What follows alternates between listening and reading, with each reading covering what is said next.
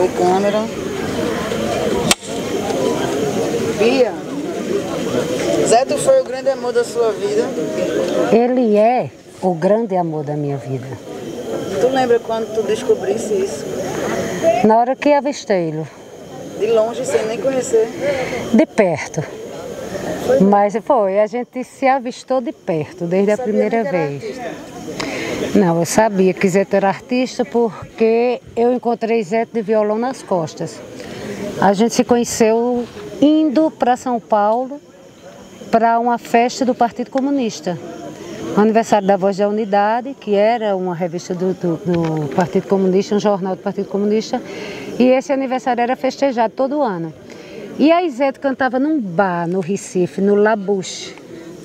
E Guri era um frequentador desse bar, Guri, que era do PCB, e convidou Zeto para cantar numa feijoada, onde o pessoal ia fazer essa movimentação para arrumar dinheiro para essa viagem de São Paulo, que era para esse encontro do Partido Comunista. Zeto cantou lá, e aí como cantou na festa do partido, eles convidaram Zeto para ir para São Paulo. E eu fui levada por um vereador do Partido Comunista de Garanhuns, que é meu grande amigo, Marlos Duarte. Marlos e Emília me levaram, me convidaram. E a gente se conheceu nessa viagem. E desde o primeiro momento, lá perto da Católica, eu cheguei antes dele e aí fui dando uma saída com Carmita, minha comadre, e Alcina, a irmã dela, para comprar lanche para a viagem. E quando ia saindo para comprar num bom preço, um compromisso lá que tinha perto da Católica, aí a Alcina avistou na outra calçada e disse assim: Bia Maria, parece que chegou o rapaz que vai te acompanhar nessa viagem, que ele vinha de viola nas costas. Aí eu digo, eu acho que vai passar de um acompanhamento esse rapaz. E aí, interessante, porque tinha dois ônibus, o ônibus das pessoas mais arrumadas e o ônibus das pessoas mais acanaiadas, assim, feito nós. E tinham botado Zeto no ônibus das pessoas mais arrumadas. E eu no das acanaiadas, já era, né?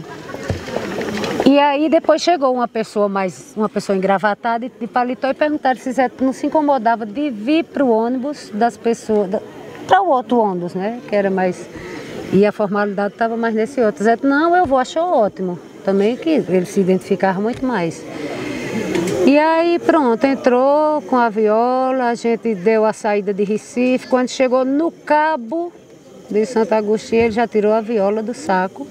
Começou a tocar numa parte do ônibus e eu estava em outra, assim, um mais na frente, outro mais atrás. E aí ele tocou, cantou as músicas, aí esses meus amigos que eu estava com ele pediram para eu cantar.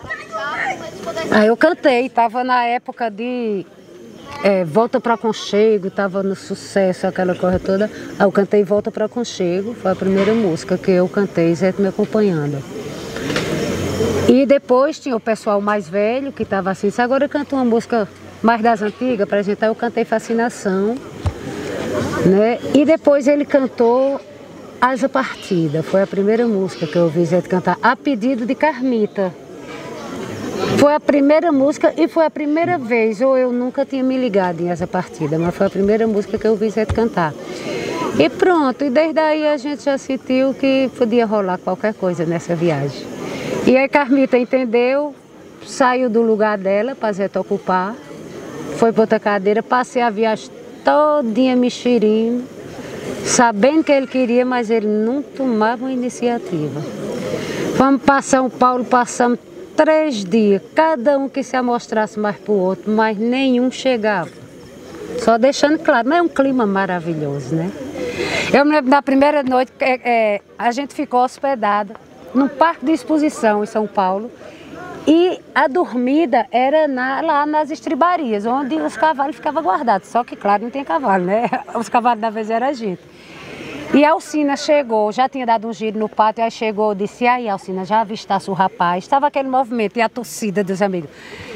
Ela disse, avistei e assim que você chegar no pátio ele avista. Eu digo, por quê? Porque ele estava vestido de bandeira do Brasil.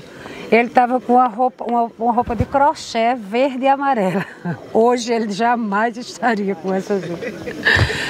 Né? E aí pronto, aí ficou aquele clima, tudinho, a gente passou os 3 dias em São Paulo, na maior paquera, na maior coisa. Na volta teve a primeira noite, na segunda noite a gente parou para ver o Halley.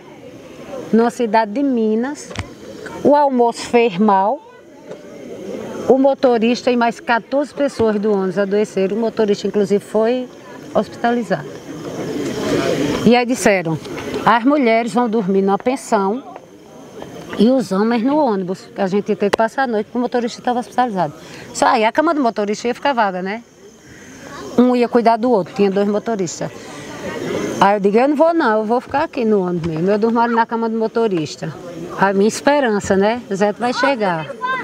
Aí Zé, puf, na cadeira, sentou. Eu na cama do motorista, Zé. Aí eu digo, ei, vem pra cá, é mais aconchegante, fica melhor aqui, a gente.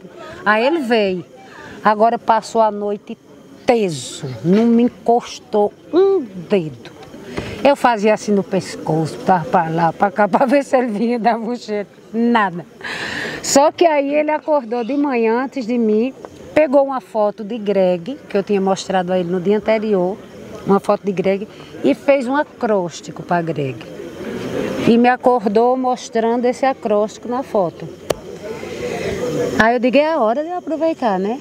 Aí agradeci, taquei-lhe um beijo na boca para agradecer o acróstico e pronto, me filha. Aí daí para cá e eu não posso mais contar. O que foi que aconteceu nessa viagem, dentro desse ônibus, mas foi ótimo. E 10 dias depois a gente tá morando junto. Foi por aí. Resultou nisso tudo aqui. Depois ainda achamos um menino pronto, eu ainda achei um menino pronto ali, ó. Que puxei com o meio também. Foi maravilhoso. E tudo isso aqui é resultado desse encontro, dessa história, né? Pois é isso. Como foi nas artes? Vocês se encontraram e se amaram enquanto pessoas, mas tinham enquanto artistas na mesma proporção, diretamente, não foi? Eram 2 artistas se apaixonando ou eram 2 pessoas que depois descobriram o artista um do outro? Eu acho, contando, né? não, eu acho que já chegou misturada essa coisa. Inclusive, quando o Zé, eu sei que não foi por isso, mas quando o Zé chegou, a primeira pergunta assim, que ele me fez, ele tinha conversado com outras pessoas depois que eu cantei. Aí, claro, ele teve algumas informações lá para trás no ônibus, aí chegou, disse assim, olha, eu soube que você é de São José do Egito, mas ele soube que era de São José só. Eu soube que você é de São José do Egito, eu digo só, ele disse, você conhece Louro? Louro do Pajeú, Jó Patriota, Branco? Eu digo, conheço,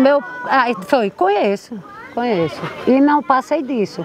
Aí ele disse verso de Louro, disse verso de Jó, que ele tinha aprendido com o Ezio Rafael, com Grapiúna, assim, que era uma pessoa...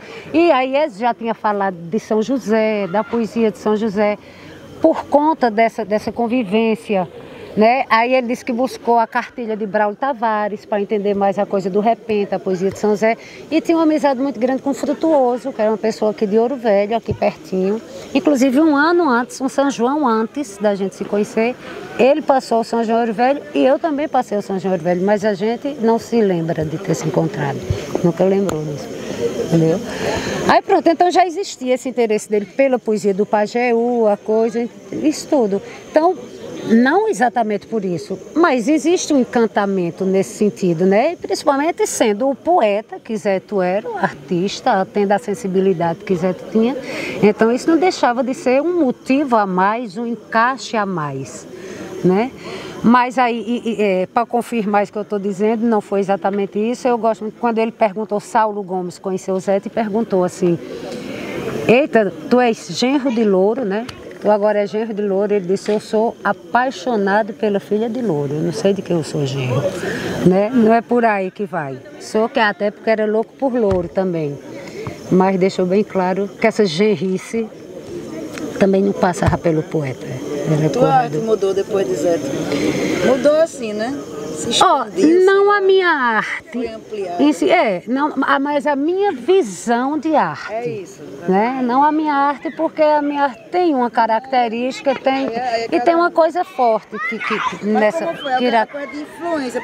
Exatamente. Funde, né? Eu abri mais tanto a minha cabeça como o meu coração para essa coisa. Não só eu, Zé trouxe para São José nessa coisa, ele quebrou um pouco dessa caretice da gente, sabe, de que poesia tem que ser metrificada, rimada. Eu tinha essa imagem. Para mim, poesia tinha que ser metrificada, rimada, senão era texto, entendeu?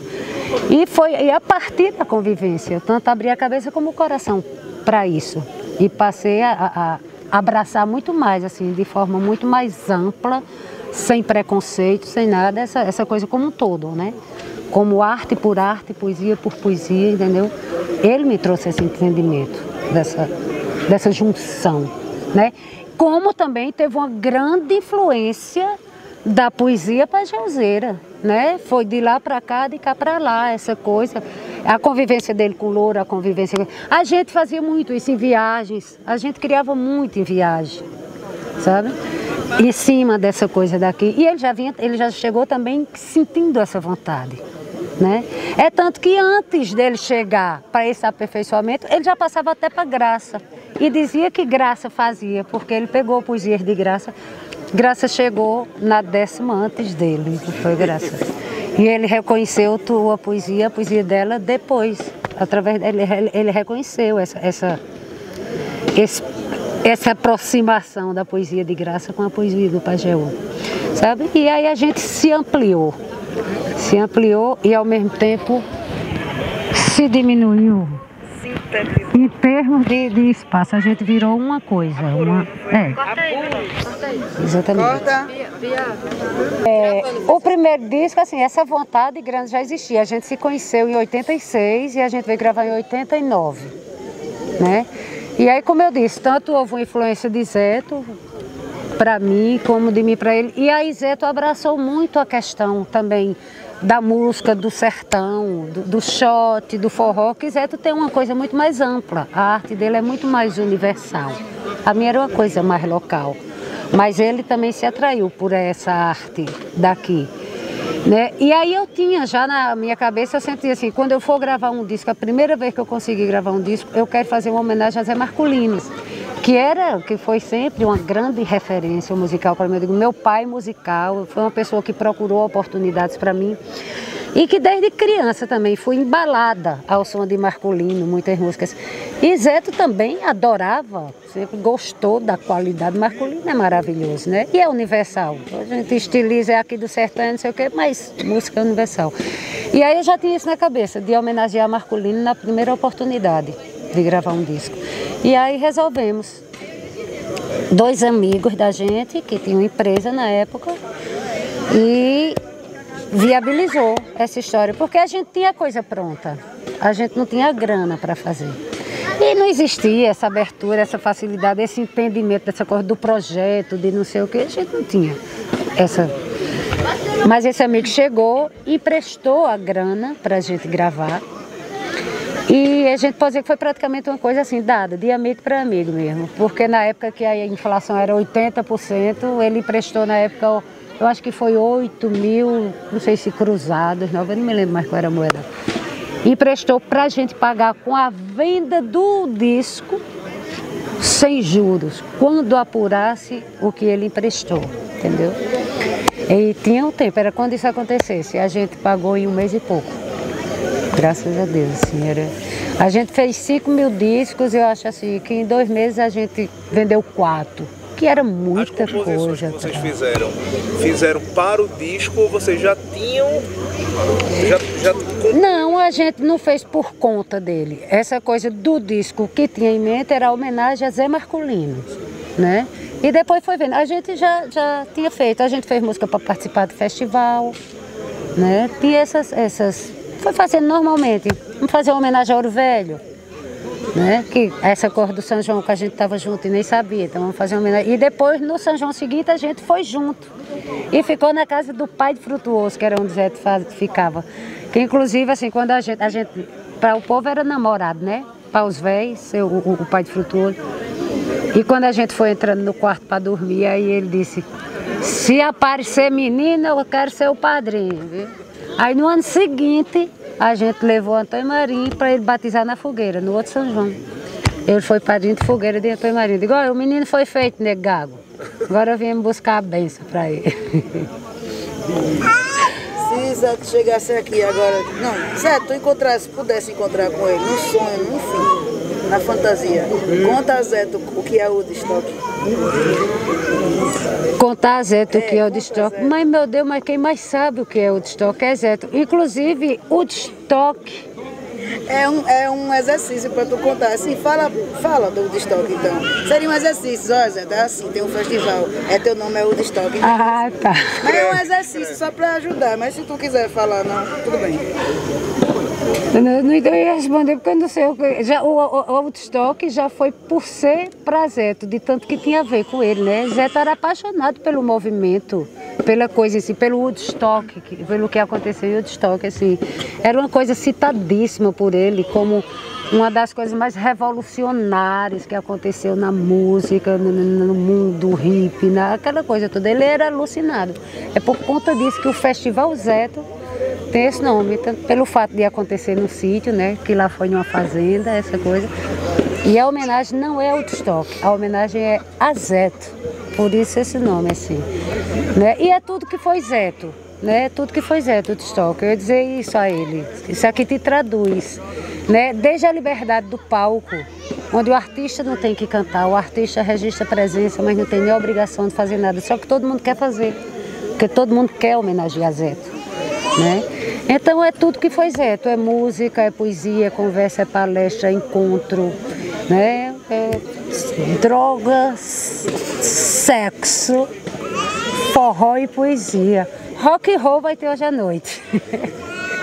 Cabe tudo no Woodstock. Cabe tudo onde, em qualquer coisa que signifique Zeto, que é uma coisa que eu registro muito, assim, uma coisa que já está chavão mesmo nas minhas coisas, mas eu digo muito. Foi o poeta mais liberto que o Pajeú conheceu, né? Zeto não era daqui, mas Zeto fez-se daqui, né? E aí não deixa de ser, é um poeta do Pajeú também. É do mundo, porque quem mais fazia questão de dizer isso era ele, que a poesia é uma só, que o rio é um só, que, né? Então é o mesmo universo. Mas é isso, é tudo que traduzia ele, tudo que podia traduzir. Corta. Ah, isso acabou-se? Viva Zeto! Viva!